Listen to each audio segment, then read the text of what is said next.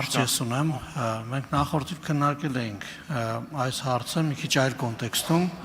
շատ կարևոր նախագիծ է նախոզում շնորհակալություն հայտնել հեղինակելու համար։ Հիմա տեսեք, օրինակ Հայաստանում տարբեր բարքեր են գործել եւ բոլորն էլ գիտեն, որ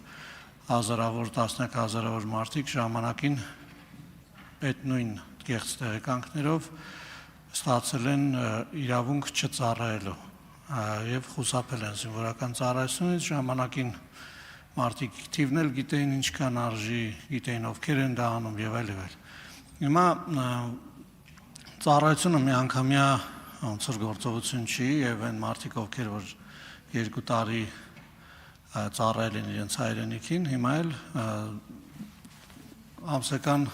տարեկան հավաքների են մասնակցում, գալիս են իրենց 25-օրյա հավաքներին մասնակցում են եւ այլ։ Եվ այն մարդիկ, ովքեր որ ժամանակին ինչ-ինչ զարտուղի ճանապարհներով ազատվել են բանակից, հիմա նույնիսկ դրան էլ չեն մասնակցում, որովհետեւ իրենք ուղղակի պիտանի չեն ծառայության ըստ այդ թղթերի։ Ես հասկանում եմ, որ քրեական գործերի շրջանակներում, եթե բացահայտումներ են տեղի ունենում, գնում են իրավապահները ստիպում են նորից կրկնակի գնալ հետազոտության եւ դա քրեական այդ գործի ենթադրում եմ նաեւ հիմնավորվածության ապացույցների հավաքման process է, բայց չեք կարծում արդյոք, որ պետք է մենք նաեւ անդրադառնանք այն մյուս կտորին, որը կարող է որևէ քրեական գործերով չեն անցնում, բայց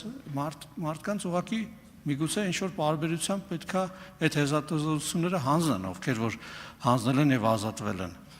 Չեք կարծում արդյոք, որ նման մեխանիզմի կարիք կա։ Շնորհակալ եմ։ Շնորհակալ եմ շատ, պարոն Արշակյան, բնականաբար առաջին հայացքից ձեր ասածը առնվազն շատ արդար է թվում ու շատ տրամաբանական է թվում, բայց նաև այս օրենքի նախագիծը վերցված է, գիտեք, պարոն Հայկ Սարգսյանի օրենքի մեծ նախագծերի փաթեթ ուներ, դրա մի հատվածն է այս օրենքի նախագիծը։ Ես կարծում եմ, ձեր նշած ինքը շատ ավելի լայն մի բան է, ու պետք է նախ պարզենք արդյոք իրավապահ մարմինները եւ արդյոք համապատասխան գերատեսչությունը այդքան ռեսուրս ունեն, որ ուղղակի այդ կամայական ստուգումներն իրականացնեն, կամ արդյոք այդ ստուգումները ինչ պարբերականությամբ պետք է իրականացվեն ու ում նկատմամբ պետք է իրականացվեն։ Ես կարծում եմ, սա գործադիրի մեր գործընկերների կողմից շատ ավելի լայն ու մեծ աշխատանք պահանջող մի բան է ներկայացնում ձեր առաջարկի իրենից, քան պարզապես կարգավորվում է մեր առաջարկած օրենքի նախագծով։ Գաղափարի հետ միանշանակ համաձայն եմ, կարծում եմ առաջիկայում պաշտպանության նախարարության իրավապահ մարմինների գործընկերների հետ կարող ենք քննարկել ու մի լուծման գալ, որտեղ միանշանակ ասում եմ լրիվ արդար բան եք ասում ու անտրամաբանական է, որ մինչև հիմա չունենք մի ֆորմուլա դա լուծելու։ Շնորհակալություն։ Շնորհակալ եմ, պարոն Ալեքսանյան, գիտեք 44-օրյա պատերազմի ժամանակ, երբ որ նույն այդ Պահեստազորի զինակոչի process-ների միջով էինք անցնում, ինձ հաճախ դիմում էին համայնքներից մարդիկ եւ ասում էին օրինակ այն մյուս հարևանը, որոնք մենք գիտենք, որ զինակոչի ենթակա են, բայց ժամանակին քանի որ իրենք ինչ որ կերպ ազատվել են, իրենց հիմա էլ չեն զինակոչում եւ նույնիսկ պատերազմի ժամանակ, որ նրանց կարիքը կա, նրանք այդ ցուցակներում չկան իրենց անունները եւ առավել եւս հիմա էլ այդ նույն 25-օրյա հավաքների ցուցակներում չկան նրանք, բայց այն մարդիկ, ովքեր որ